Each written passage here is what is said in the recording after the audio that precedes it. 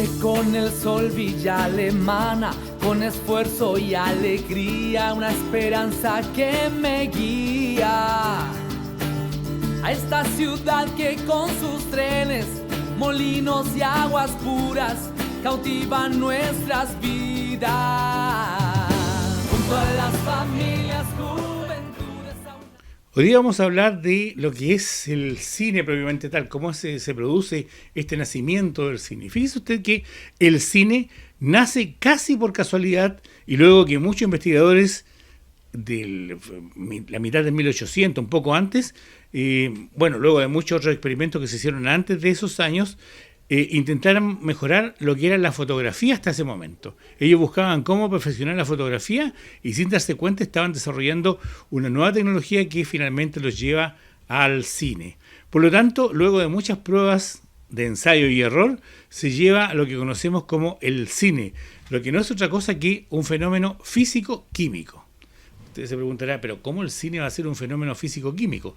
Cuando nos referimos al cine en esta parte, es el cine convencional, el que conocemos hasta hace unos 5 años atrás, este cine de celuloide, cine de escuchar la máquina dando vuelta en la sala, ese cine.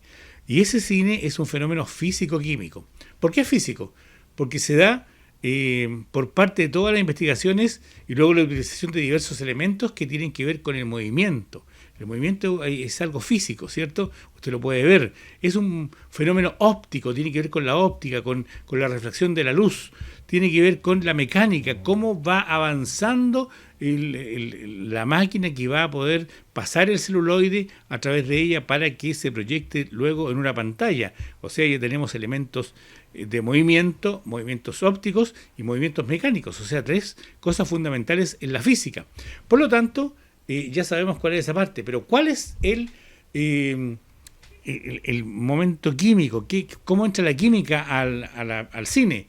La química entra porque había que tener un respaldo o un formato donde almacenar las imágenes, donde almacenar esas fotografías que posteriormente, juntándolas, dándoles un intervalo entre una y otra, vamos viéndolas reflejar en una pantalla. Entonces hay un fenómeno químico porque se va creando, se va investigando, se va buscando hasta que se llega a una emulsión con la cual se baña el celuloide, la tira que usted conoce como celuloide, para que luego se imprima una imagen. Esa emulsión es sensible a la luz.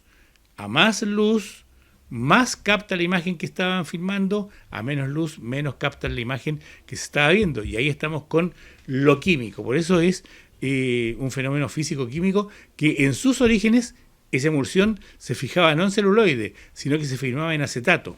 ¿Y qué era el acetato? Un compuesto altamente inflamable y por lo tanto ese compuesto causaba muchos incendios, se quemaron innumerables salas de cine, incluso hay una película como Cinema Paradiso donde queda demostrado que el acetato explota y dejó al proyeccionista ciego. Bueno, pero estamos saliendo de lo que estábamos hablando.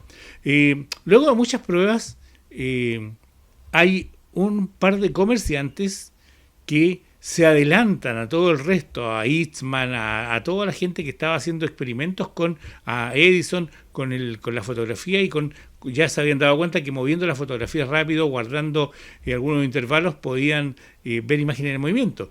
Y estos hermanos Lumière, que eran comerciantes de fotografía, tenían una casa fotográfica en París, se adelantan y patentan este nuevo invento que le llaman cinematógrafo.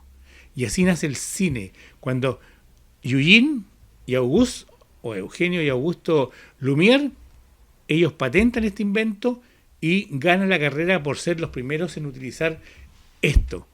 Y lo ganan de una forma no muy santa, pero quedaron para la historia como que ellos son los inventores del cine, patentándolo a su nombre en todo el mundo, en circunstancias que fueron muchas las personas involucradas en él.